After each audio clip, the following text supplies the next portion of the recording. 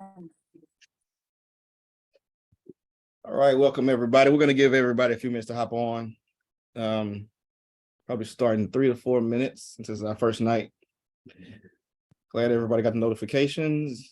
Let me make sure we got both Brittany's in here. See, okay, Brittany Rose, Brittany Thomas.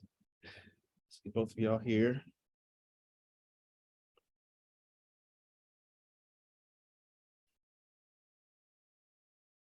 So yeah, so we'll give everybody a few minutes, guys, and then we'll get started pretty quick here.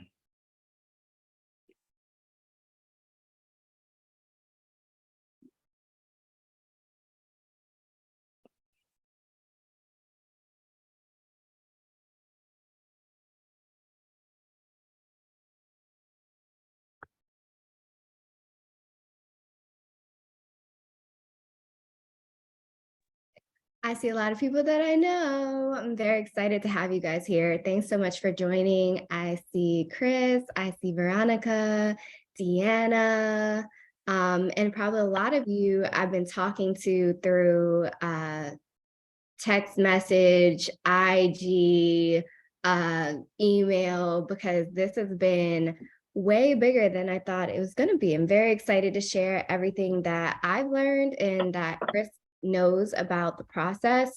But while we're waiting, because I want to give everybody a few minutes to get in here, can everybody just write in the chat where you're from? I always like to see where everybody is from, and get an idea of like what the reach is. So I'm saying Miami and Charlotte and DC and Atlanta and Dallas and Houston and Dallas and Houston and Vegas. Awesome. Nice. Okay. Lots of different, I don't even think that one place has a monopoly. I'm seeing a little bit of everything everywhere. So I'm excited to have you guys with us. And we're going to go over as much as possible tonight. I won't jump into it quite yet because I want to give everybody time to get here. But we're going over, well, we're going to try to go over 3 modules of Chris's no flip course. And the amount of information in this program is crazy. I mean, we're going to try to get through 3 modules in the next 3 days, but I don't expect us to get fully through any one module.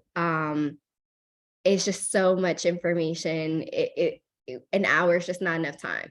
But for anybody who already signed up for the VIP, by the way, there's 2 Brittany's on here. And the other Brittany, you'll see her type in the chat a lot. But if anybody signed up for the VIP, we do have a second hour after this. So from 8 p.m. to 9 p.m. Eastern will be our public chat. And then at about 9 p.m. Eastern Standard Time, if you sign up for VIP, you'll get another link with the VIP login, and then we'll hop into there. It'll be a smaller session. It'll be all Q&A. So if you have questions or you need anything, that is the time. Be prepared, ask your questions, and we'll try to get through as many questions in that hour as possible. I saw somebody write, will there be access to these recordings? And the answer is perhaps. If you have already purchased the VIP sessions, then you'll get recordings of everything. But if you only did the public sessions, will not be recordings available. So I'm going to put in the chat access to the next hour, the VIP hour, and that hour is like each day. So it's today, it's on Monday, tomorrow, and our last session will be on Thursday. So if you are a VIP person, attendee, whatever, you'll be able to hop in for those extra hours. If you can't make it and you're a VIP member, you'll still get recordings. And for anybody who's like, no, I don't need the VIP hour, but I do need like a detailed step-by-step course about how to do development and how to do new construction, I will also post in the chat the link for Chris's course. I will tell you, and I've had these conversations with a couple people who have been on, who are in the room now, but who just asked me about my experience. And I'll tell you, like, Chris would not do a deal with me until I took this course and until I knew it backwards and forwards, because the nuance of real estate development and new construction is pretty detailed. And you got to know a lot of the terminology, and you got to know a lot of the steps, and you got to understand the process of it all. And he took a lot of time to put all of that together for anybody who wants it. And so if you ever plan to work with him as a mentor or in any other capacity, I would just highly suggest that you just go ahead and take the course, because he's not going to work with you until you do that. So I will put that. Joseph, I see you plan to work with him. I'll tell you, Chris has been a great partner for me. He really knows this backwards and forwards, and I will readily admit that had I not had a partner like him, number one, I wouldn't have gotten a development project to begin with. But then number two, given all of the like surprises and paperwork, logistics, resources that I needed, I don't know that I would have been able to get through it. And if I had gotten through it, it would have probably costed me tens of thousands of extra dollars in actual money, and certainly in time. So just know, whoever you decide to work with, go for it, but just work with somebody, because the learning curve is steep. So I put the link to his course. If you decide you want to sign up for that and go step by step through the whole process, like it written out, all the details, all the terminology, all the things that you need to think about, there's the link for that. And if not, do whatever you need to do. Just make sure you get the education. So it's about 8 past. Chris, I don't know if you're ready. Yeah, I think we can get started. Let's see, how many participants do we have so far?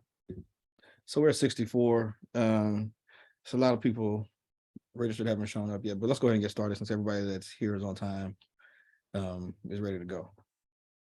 All right, so I'm actually going to let you introduce yourself. I'm going to send out one more email to everybody who registered to let them know that we are live and to hop in. But for anybody who doesn't know you, can you tell us a little bit about your development journey and your experience?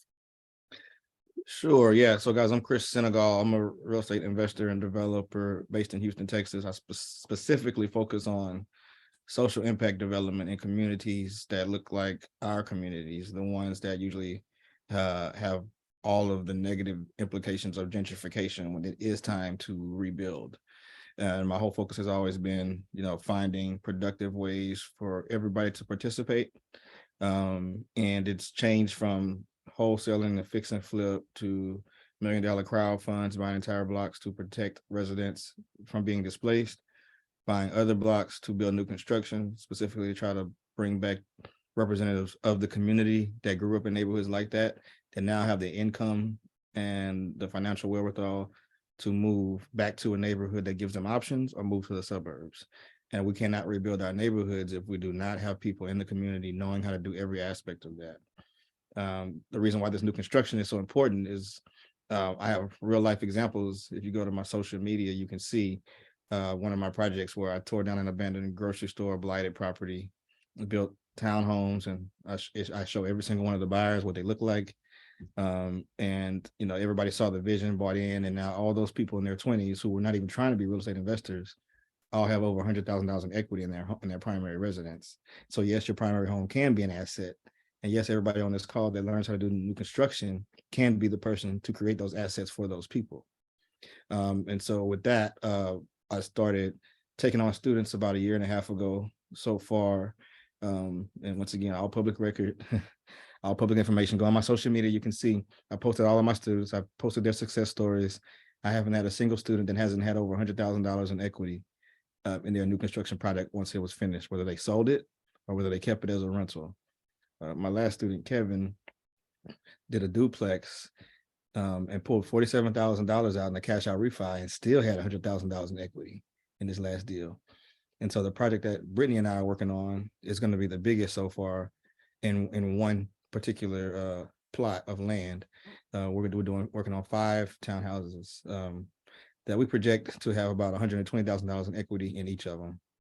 And although I can't work hand in hand with everybody, the lessons that I'm teaching now cost me about $50,000 in losses trying to figure out how to do new construction, because it was very hard for me to find people that wanted to help. Even though I was very successful with wholesaling and flipping and all that other stuff, it was very hard for me to find successful builders or contractors that really wanted to open up and give me the process. So, the course, I made sure it was written simply in layman's terms so that everybody can understand it. So maybe if you're already successful, maybe you already have experience flipping, you may not need to, pay for a one-on-one mentorship or something bigger. You can just take this this $500 course that cost me $45,000 to learn, and move on. Or maybe this free course may be enough to get you on the right track. Because we'll talk a little bit about who you need on your team, different parts of it. We'll talk through a little bit of the challenges that we all have seen in different projects, and just keep it going from there. And like Brittany said, the second hour will be more one-on-one, where you can ask direct questions, especially if you have a particular project you want to kind of go over at high level, or you have a particular question about something we talk about today. You'll be able to ask those questions, but it's just kind of hard to facilitate that amongst this bigger group. So that's it. I'll also say that I've taken several development courses on multiple levels. So I've taken a course through ULI, which is the Urban Land Institute, and I've also taken a course from Harbor Bank of Maryland. This is the most Chris's course, and I also took Chris's course. I took Chris's course last.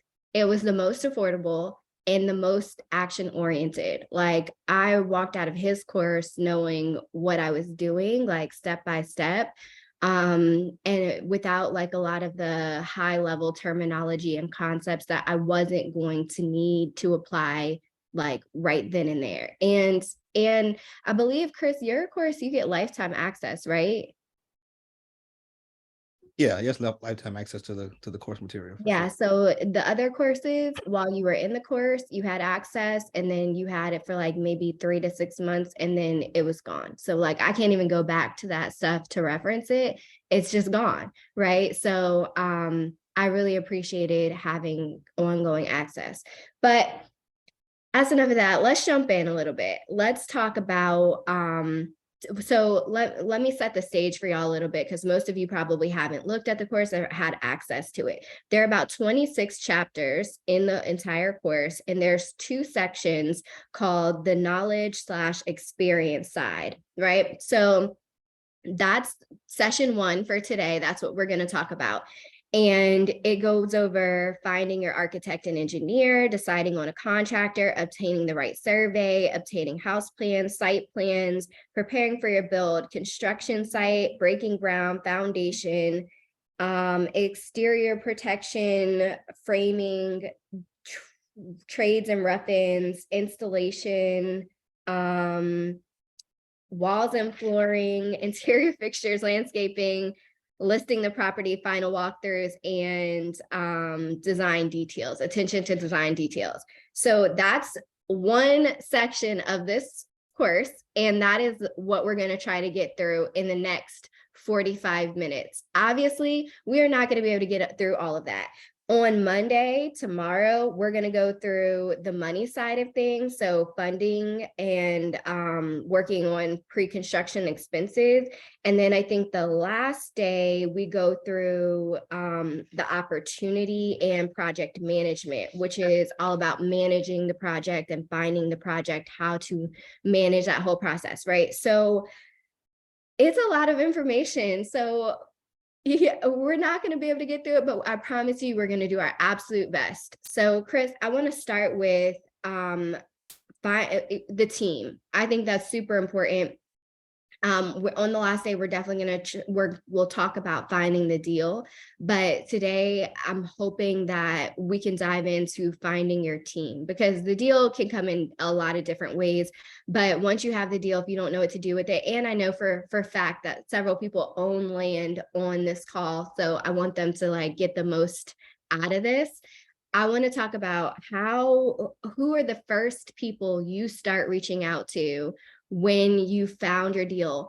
And I would say even before you purchase your deal. So when Chris and I were working together on purchasing my project, before we even purchased it, when I just found it, looking at it, just gazing at it, right? Like before I even saw it in person, we started reaching out to people to get their opinions, their advice, their feedback on the project, on the area, on all of that. So Chris, tell us, what do you do when you find something that you think could be a project before you even buy it?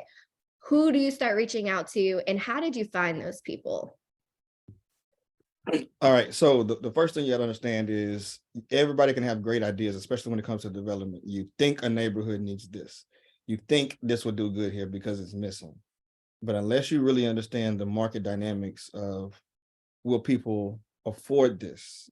What is the crime rating? What are the school ratings? Are there solutions for that? If the public schools are bad, are the charter schools good? If you're trying to target people with kids, you know, how accessible is grocery from here? How accessible are restaurants and everything? You need to know all of those things. There's a few key people you're gonna need on your team that can help you do that. Number one, a good licensed realtor that is very familiar with that community is going to be the number one most important person you have, because someone that's had open houses there all the time and they've had buyers ask those questions, they're going to know how to spit those answers off. Not only somebody that's represented listings, but someone that's already represented new construction in the neighborhood. They'll know, oh, well, my last client who built over here, it took him 6 months to sell his house. And what we thought we could sell it for, he couldn't sell it for that.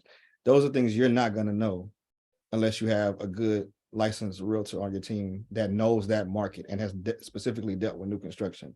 Not somebody that's helped people rent houses, not somebody that's helped people buy houses, but someone that's actually listed houses in that market.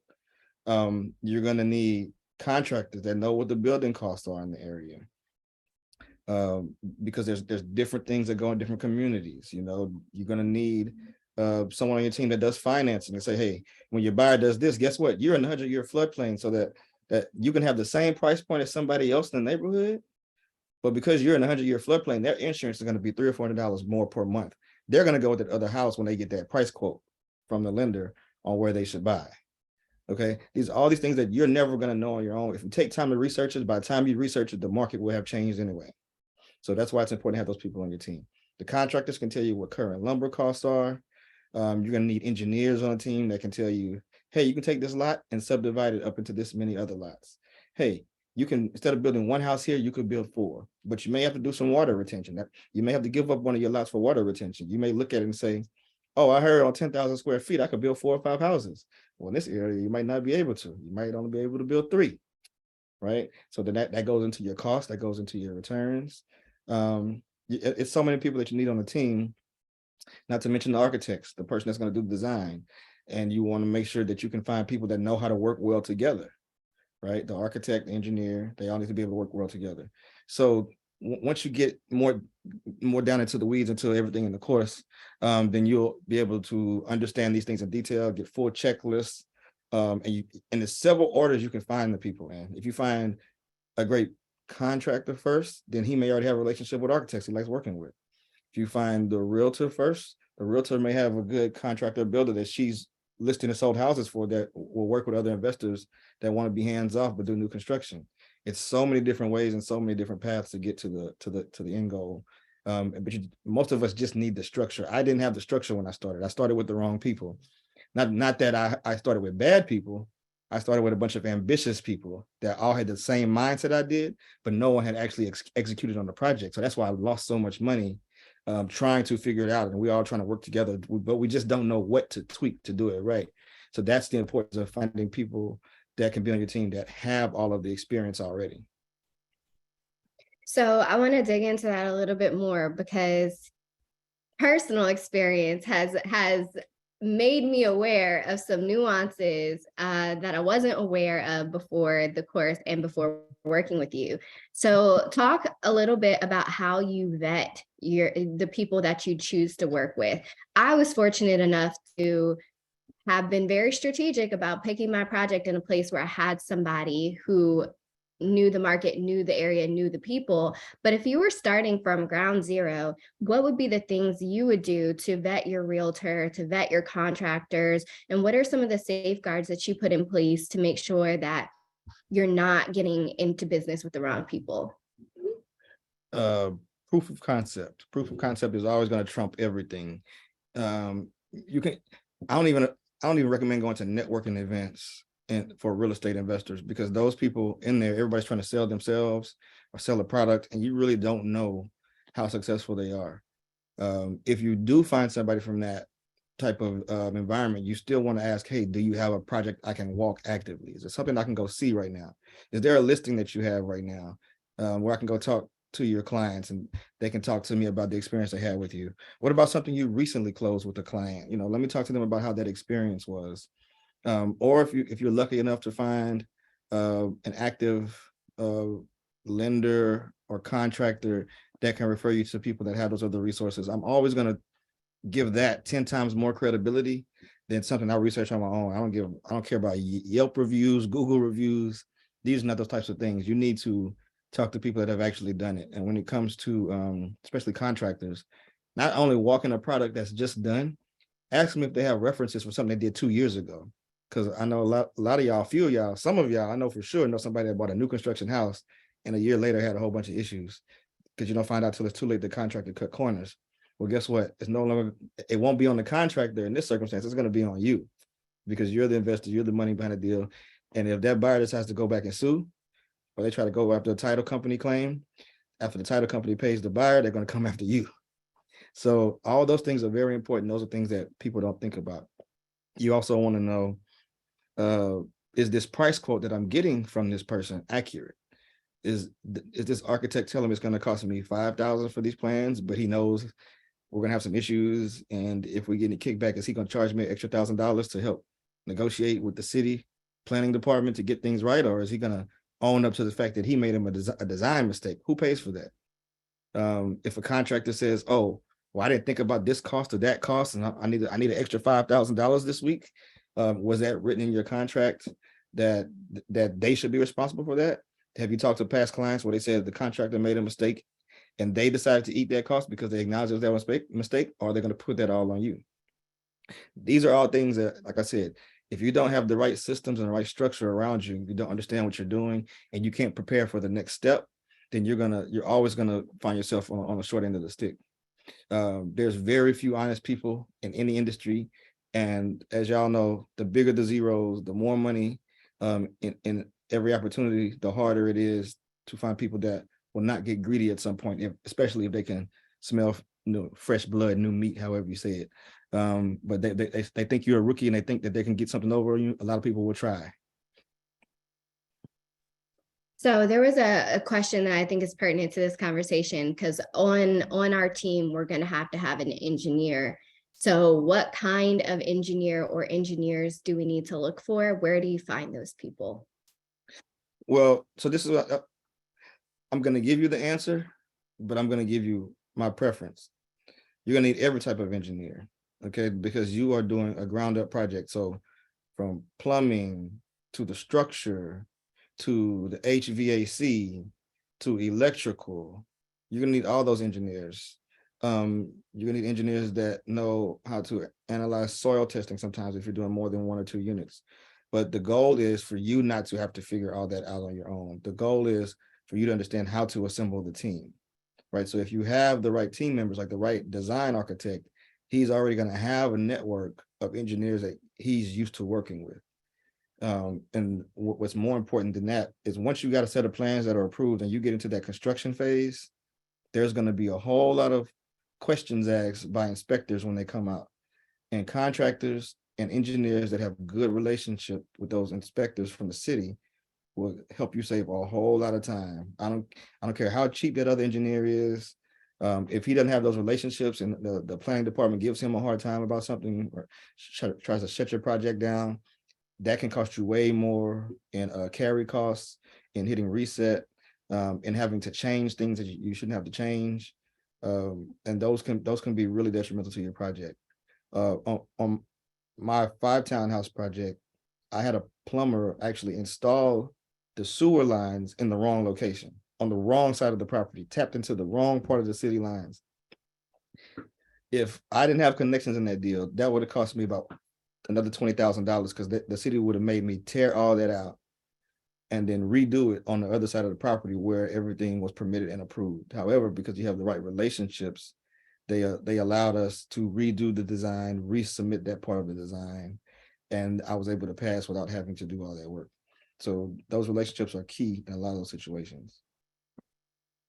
So one of the things that we are coming up against has been like the surveys, right? Like what kind of surveys, who's doing the survey, what, we're in an older section of Houston, and so there are some unique challenges. Can you speak a little bit about going through the survey process and kind of like, because I think that's really important before you even purchase the land, having a good idea of like what is possible on a piece of property. Can you speak a little bit to that? Yeah, so that's something. Yeah, that is another team member. Well, 2 team members that we hadn't really talked about: your title company and your surveyor. And what those 2 people work together to do in layman's terms is to make sure that what the seller is telling you that you are buying is actually what you are buying. And you're also trying to understand what your planned intended use for that property is. You can actually use it for that, which means you're looking at how big is the property? What are the dimensions of the property?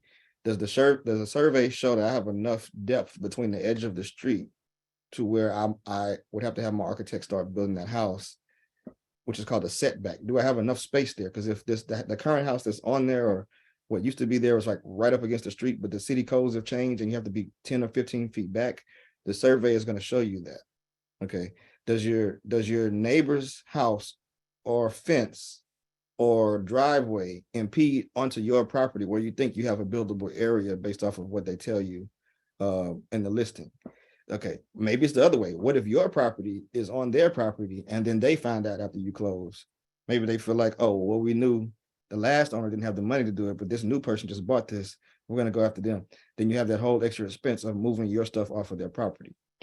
Not only that, but we're looking at other things like if you buy a big lot and you want to break it down into smaller lots, well, then the survey gives you the exact dimensions. Then the title company, the realtors can help you look at, but what are the deed restrictions in this area? Can I even subdivide?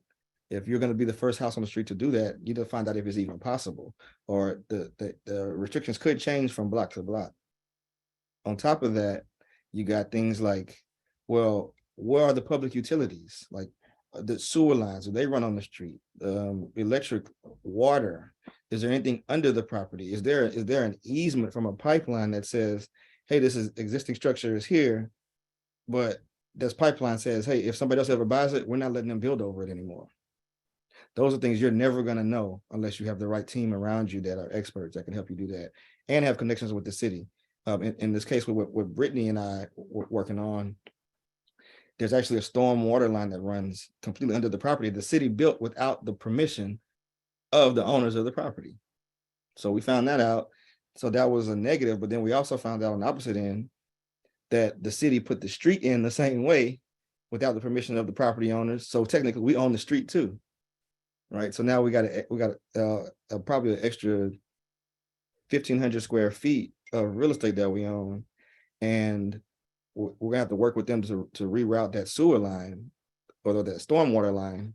But those are all obstacles and things that you come across, and you won't know how to handle them unless you have a team of experts around you.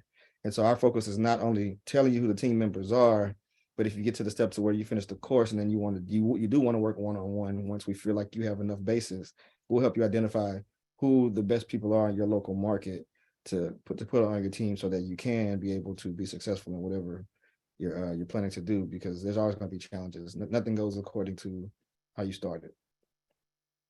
Yeah, nothing goes according to plan. So in the course, we talk a little bit about getting the right survey, and I don't think we touched on that enough. Can you elaborate on what that means and how someone should be ensuring that they're doing that?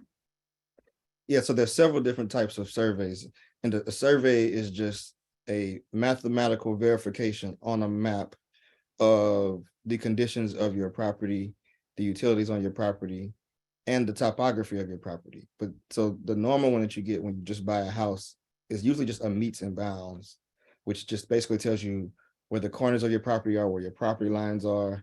And sometimes they'll give you the basic corners of the improvements or the buildings on the property, the driveway, the fence, all those things. But sometimes if you're in an area that has different elevations on the property, an architect, an engineer is still going to need to see the slope of the land. So does it dip in the back? Is water ponding back there? Is there a hill in the middle? And that's called a topographic survey. So it talks about the topography of the land. That is what architects and engineers really need to create an exact design and tell you, hey, you might have to bring in some dirt in the back. You may need to slope the property this way so that everything can drain to the ditch and not onto the neighbor's property. And so it really depends on where you are. And especially if you're building on something that's vacant land before versus something that had a pre-existing structure on it where you can clearly tell that there's no issues with those types of things. But yeah, those are different levels of surveys. And then it can get even more in depth sometimes. For one of my projects, we actually had to do like survey the slope of the land and then go into the public right of way and see where the street is. How high is the street? Does the water drain back into the storm drain after that under the ground? How deep is that storm drain hole? If in case we got to tie into it because we're building so many houses and we got to make sure we got the right slope from the middle house down into tying to the storm drain under the ground instead of tying to it at the surface level. So all that water isn't running down the street. So it's several different levels of survey requirements depending on your particular project. But that's why you're going to have a good team with the architect, engineer, and the surveyors all collectively working together. And I know we've said that a lot. We've said like, you have to have a good team, you have to have a good team, you have to have a good team. But I'll also point out that you have to have enough knowledge to know if your team is good. Like when you don't understand the basics, when you don't have like the concepts, when you don't know what good work is supposed to look like, when you haven't taken your education to the next level to be able to have an intelligent conversation with your contractors, you don't know what you don't know, and they can tell you anything and you won't know the difference, right? Which is why like being in rooms like this is so important, and taking courses and understanding what's going on is so important, because it's not not helpful when you don't know what's going on, or what you don't know what you're doing. And people pick up on it really fast, especially like in the beginning of my journey, having conversations with Chris, having conversations with different contractors. Like you could tell when somebody was like, oh, okay, like, this, or, oh, okay, you really don't know that, So it's really important to make sure that you have a baseline of understanding of what you want to do.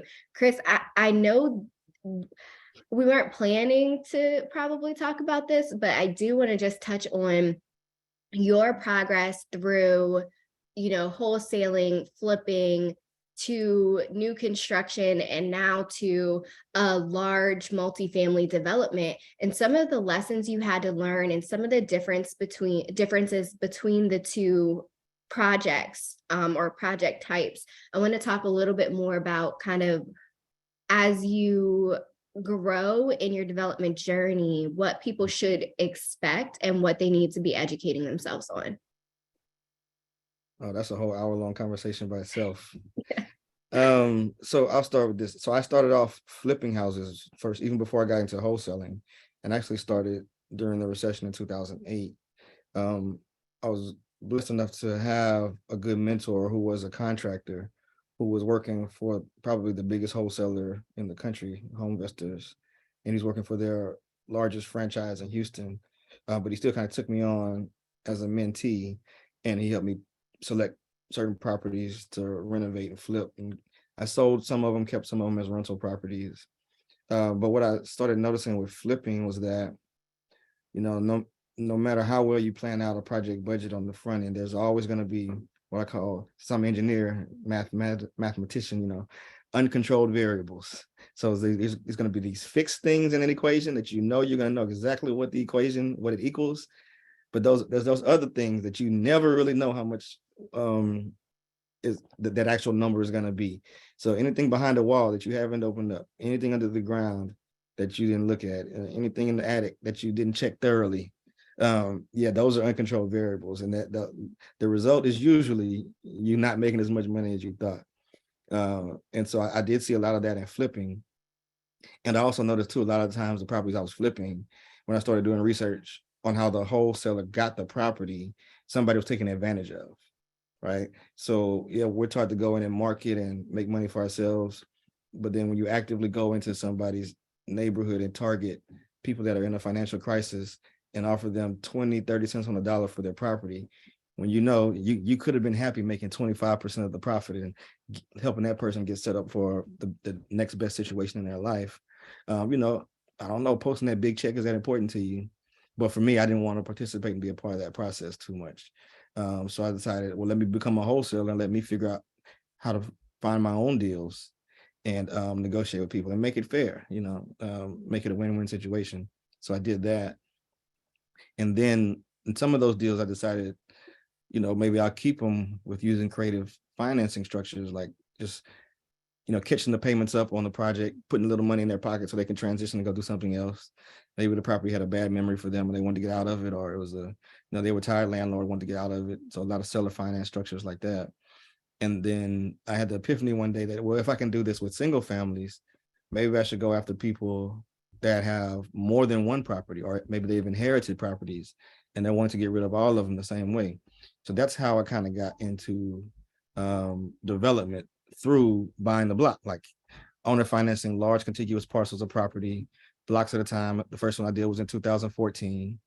And through that process, I'm able to control a lot more land, not necessarily have to worry about bank financing, and just understanding that I can do what I want to do with the property at some point in the future, as long as I can figure out a way to make it cash flow for itself. And so, that was my transition. And it did take me a few years. That's when I really lost the most money, trying to figure out how to start that new construction process and trying to find mentors that were willing to help and find people that, were trustworthy as well. So once I got into the first project, I did find a builder through the same technique that's taught, in all these lessons. And when I did find them, they didn't want to work for free, of course. Their time is much more valuable either building for themselves and charging full retail price, or building for large community development corporations where they are building 30, 40, 50 houses for these entities at a time. So I did have to buy his time. It was $10,000. But he also told me that in exchange for that, if the project came to fruition, that we got it financed for construction, that he would, give me a discount on the construction based off of those funds. And so that's how I really got into new construction. And then once I got into that process, I realized it's the same. Because even when I flipped houses, I never wanted to be the contractor. I didn't want to be the one actually, hiring each individual trade, walking the site every day, making sure everybody's doing everything right. Because if they miss anything, then it's all on me. I'd rather pay a general contractor an extra 10 or 15% markup. I know what my expenses are. I know I got somebody else to point the finger at if something goes wrong. And I still got all my free time. I still have my corporate job at that point in time back then. So now I'm realizing, well, damn, I can do the same thing with new construction. I can find the property, assemble the team, and still have everybody else doing all the work. But the difference is I don't have all those uncontrolled variables I had in the previous process. Now you do have a little bit more on the front end with the design and things that we're talking about, like right now with the surveys and infrastructure. But once the construction starts, it's more project management than anything, because you're not problem solving or troubleshooting anything that was pre-existing that you didn't catch. And that's what I like a whole lot more about new construction. And then, as you asked about the large 300 unit apartment complex, I literally just took the same principles and applied them to that situation. It's no different. Instead of me finding an architect that knows how to design houses, We got an architect that knows how to design multifamily. We're interviewing several of them. Instead of finding a contractor that builds houses, find a contractor that's built hundreds of thousands, not hundreds of thousands, tens of thousands of units, you know, and the whole team, lenders, investors, surveyors, and other different things, planners, engineers. It's the same process. It's the same process, but you do have to have partners at that level that have the experience to get the financing. That's the most nuanced part. Find somebody that's willing to partner with you and understand that this is your first deal. But when you bring to the table a very balanced approach and they understand that you can acknowledge the value that they bring to the table, it makes it a lot easier for you to negotiate and find somebody willing to work with you.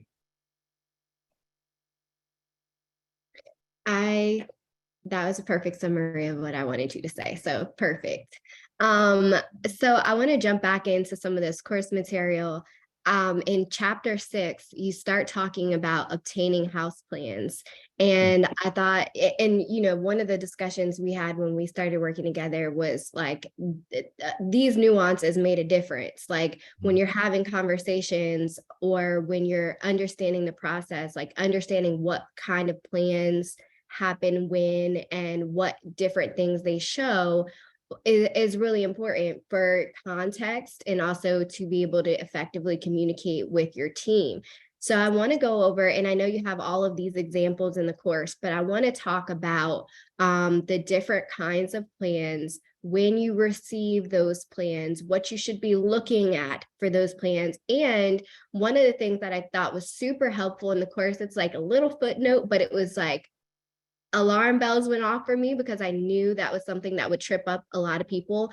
But you make the footnote between an architectural designer and a registered architect and how that could potentially affect your plans being accepted by the city. So that was a lot. I put a lot of questions in there at one time, but let's just start with the different types of plans that you're going to need in your process and what each of those plans are there to communicate to your team. Okay, try to keep that simple. So the first plan you're going to need is after you get the survey, and you're usually going to need a digital file of it called it's usually they're going to do it in a program called AutoCAD. It's a couple other softwares that they use as well, but that type of file you can then give that to an architect or engineer, and they can give you what's called a basic site plan. So the site plan basically shows of this flat land, where can you put improvements on it? Where can you put a house? What dimensions would make sense? How wide does the driveway need to be? Do you need space on either side because you got a street on this side with a setback, and then maybe on this side there's a different regulation, or maybe you have to install a ditch in the front or some type of culvert for water drainage. All that has to be included in your initial site plan. From a site plan, then you can go to the architects and say, hey, what can I build on these footprints? And then it's going to depend on, you're going to need feedback from your architectural team. I mean, of course, your architectural team, your real estate team, because guess what? The architect comes back and tells you, oh, you could build a 4-story, 2,500 square foot home on this. Let's go. And he hands you a bill for that. But then your realtor comes back and tells you, well, actually, in this area, we haven't seen anybody buy a house over 2,000 square feet. And we haven't seen anybody buy 4-story homes. Most of these people like 2-story homes. They don't like walking up a whole lot of stairs. If you do decide to do a 4-story, you have to put an elevator in it. That's the only thing we've been seeing sell in this area. Guess what? If you don't know none of that stuff, and you just thinking you're going to build what's sexy or whatever was attractive to you, it's going to be hard for you to sell it. You have to sell it at a discount. You're going to lose money. So that set of plan is actually going to be called your full design and construction plans. I'm sorry, design and construction is going to come last. That is just going to be your individual house plans with the elevations. Okay. Now, that is still just going to be something that an architect drew that looks nice, that can give you a basic visual. You may be able to use that to then, pick some interior finishes, like what color cabinets and floors you want. And you could send that to a 3D designer that can give you some architectural renderings. It's going to make it look nice. But guess what? There's not a single contractor that can build just off of some pictures that an architect has delivered. So then you're gonna have to go into a full set of design and construction plans. The design and construction plans are what show you where every single nail has to be, where all the wiring needs to run, where the plumbing line needs to run, which walls the HVAC vents need to run through, the slope of the roof, the trusses if you got multiple stories, where the chimney is going to be. Every single detail of that house has to be in those plans, and then that's what's submitted to the planning and the planning and whatever the name of it is in your city, where you get everything approved. So yeah, so those are 3 different levels of plan you usually have to have. Now, if you're doing an even bigger project where it's all contiguous, let's say you're taking an acre and you're putting 14 to 15 houses on it, then you have to do what's called a planned unit development plan also, because then the city is going to want to know, okay, you're putting all this infrastructure on this property. There has to be some collective drainage on the property. Where's your slope? Where's your drain culverts going to be? Where are they going to tie into our lines? Do we have enough capacity on our street lines right now to even tie into that? Or we have to make you put in bigger culverts on the street, because after you build this, we're gonna have to maintain it for the next 100 years. And it's not gonna be free either. We're gonna have to tell you how much it's gonna cost for all those improvements, and we're gonna make you pay all that stuff. So all these different levels of design and planning go into new construction, and depending on how big your project is, you're gonna need all those sets of plans. And that's why architects' quote can vary greatly depending on what the exact scope of the project is. A lot of information. I hope you guys are not not completely overwhelmed. I remember the first couple of conversations and the first time hearing this information, I was a little bit overwhelmed. And it took me multiple times hearing the information, going through the course to like really understand what was what. And so in the course, we start talking about utility markings and disconnecting existing utilities and the construction box and the slit fence and all of those things. I want to touch on some of the different utility things that we need to know going into new construction and development. I'll tell you, we just talked about it a few minutes ago, a storm line, it runs through the middle of our property. Like, how would you know that? What do you do when that happens, right? The only reason it didn't show up on the survey was because the city didn't have permission to put it there in the first place. So what do you do when that happens? From electricity, how do you determine sewage issues? Like, Chris, what is your thought process when you're evaluating a piece of land, or you bought the piece of land and now you're doing construction on it? When it comes to utilities, what's the thought process that you start to go through? So yeah, if you're buying land specifically for new construction, you usually, unlike when you're buying a house just to flip, that's already got the utilities already there, you want to build in a little bit more time on the front end, if possible, for due diligence, so that you do have time to have people or the right experts come in and do as much research as possible on all of those things. Sometimes it's impossible to get all of it done, but some of those things you can kind of make some educated guesses on just by looking at the infrastructure of the street, maybe having a couple engineers come out and look at things.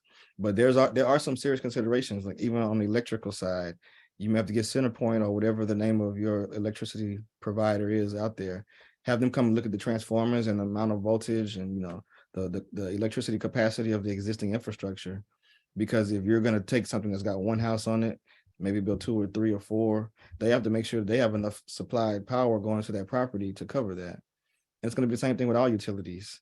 Water is something that we really don't even think about. We kind of take it for granted, but you got your fresh water coming to the house, you got your sewage that's leaving the house, and then you got the storm water that has to be captured. Those are 3 different systems, 3 completely different systems that you have to have people come out and mark. Gas lines are very important. You hear horror stories of contractors getting out on the property, start digging to do a foundation, and they take an excavator, hit the ground, they hit a big water line, or worse, they hit a gas line. If you don't have all that stuff marked ahead of time, not only is it delay your project, but now you got a big infrastructure cost that you have to pay these utility companies for their expense of coming out and rectifying those situations. Yeah, so a lot of those different factors will play into everything. You talked a little about like the fencing, all those little small nuanced things that you wouldn't think about, but a lot of cities will require that you put up what's called a mesh silk fence around the property, which contains all of your debris and everything on your property, so that it does not seep into the street, or that they have to come out and clean the streets from all your construction debris and all those kind of things. They'll come out, they'll fine you for that kind of stuff too. So it's a lot of things you got to think about outside of, like I said, if you're just flipping a house when you're doing new construction. And speaking of that, I want to dive in, and y'all, I warned you at the beginning, this one part of the course is like, I read the list. It's a lot. So we're not going to get through it all. And there's a lot of details that are in the course that we're obviously not going to get to talk about. But I still want to try to get through as much as possible. I want to move through as many of the steps as possible. So in chapter 11, we start talking about securing the site and talking about everything from fencing to insurance. So explain to us what you do when you're, and this comes before like the foundation, before you start building, all of that. What do you do to make sure that you've secured the site, and why do you do it? Because that's a nuanced question, because people just start doing stuff without having done this step, and it can cause some big problems. So tell us a little bit about that. And mainly site security. You're about to be bringing enough material on the property to build an entire house in phases, right? So the first thing you want to do is secure the site from trespassers. So I always recommend putting up at least the metal screen fence around the property, the typical fence that you see around the property, at least to protect it with that.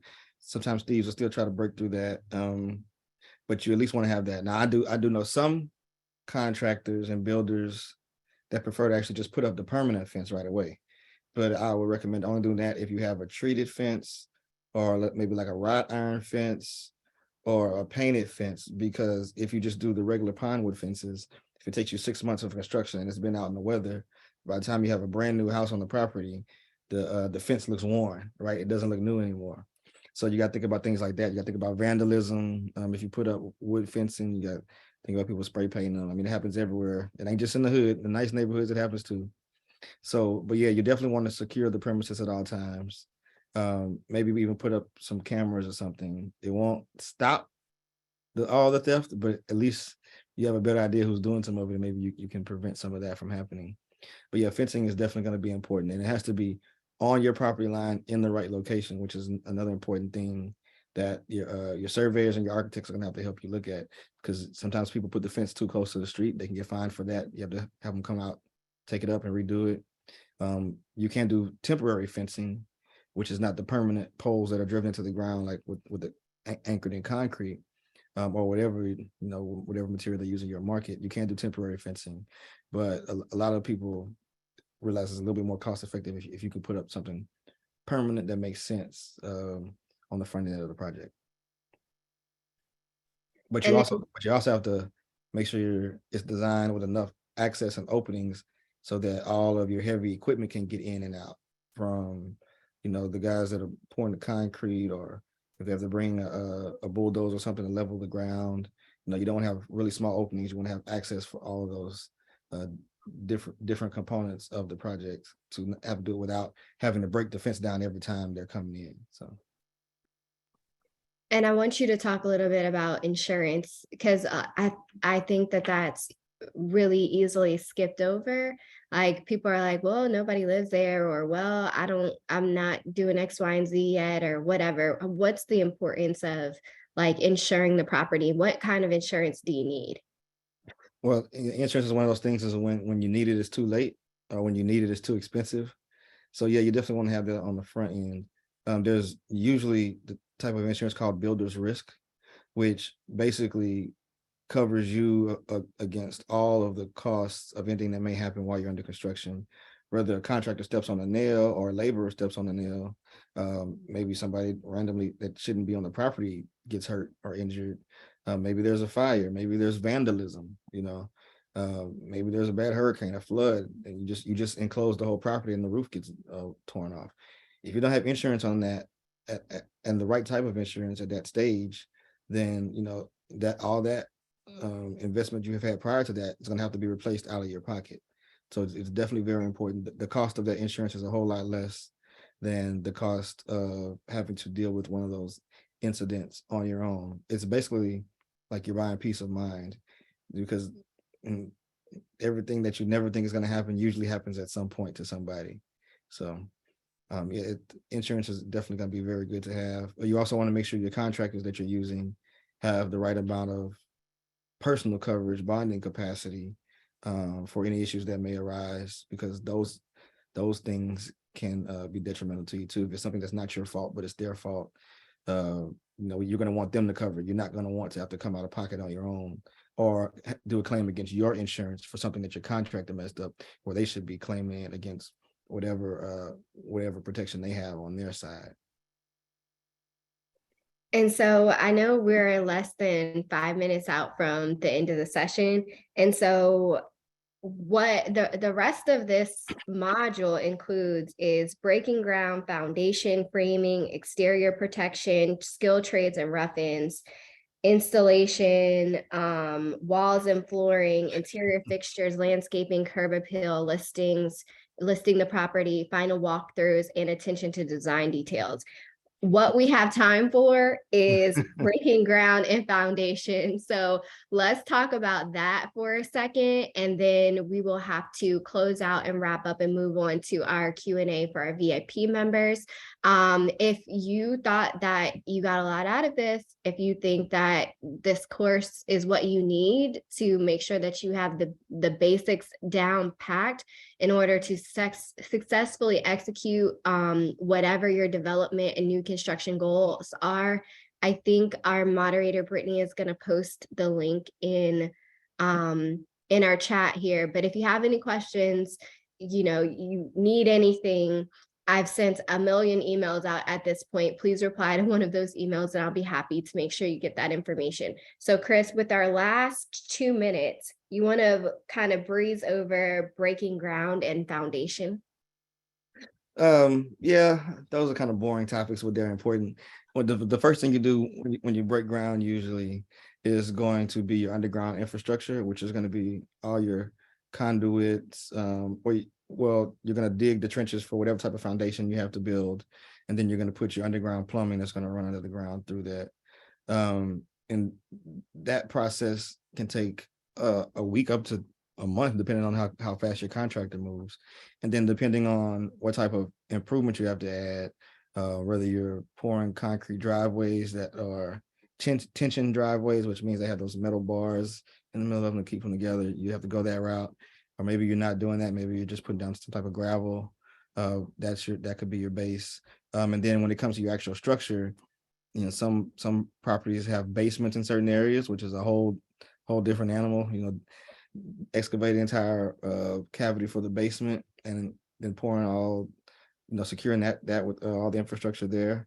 Or if you're down here in the South where we live below the water table, you're either going to be pouring a slab for your foundation, or you are going to be putting it up on pier and beam, which is just basically a whole bunch of little columns under the house spaced out so far, and you have to have really sturdy base level truss underneath the house to support the house. So yeah, that's it in very basic form, but maybe we can talk a little bit more about that tomorrow when we get started. Sorry, I'm posting links for everybody right now. Yes, absolutely. Well, tomorrow we're actually going to start talking about money. So if we have time to do both, we can. If not, then you gotta figure it out, hop on the VIP, get the course, do whatever you got to do. But tomorrow is all about money, and actually that it's probably my favorite topic. It's actually the thing that inspires me the most, I guess, because all of this is cool and you need to know it to get the deal completed, but you can't even get in if you don't have any money, right? So we're going to talk about that tomorrow. And then on the third day, which is Thursday, we're going to talk about project management and how to actually get through your project, get it completed, make sure that it ends on time, because every day that it's not on time, it's a day that you're losing money. So just knowing what to do, how to do it, who to hold responsible, how do you hold them responsible, how do you build in things that could be like problems in the future, how are you building those contingencies into your timeline, all of that we're going to talk about on Thursday. I did see a question in the chat saying, will we receive our VIP links? Yes, you will. I already have the email templated, but I need to send it out right after this so that anybody who registers right now, they get their link to participate. So Chris, any final words to send us off? Nope. See everybody tomorrow because the VIPs are waiting on us. So we gotta hop over there. Okay. I'm sending out your links now, everybody. Give me about 2 minutes just to download the final list, and we will see you soon. Okay. Have a good night, everybody. Thanks, guys.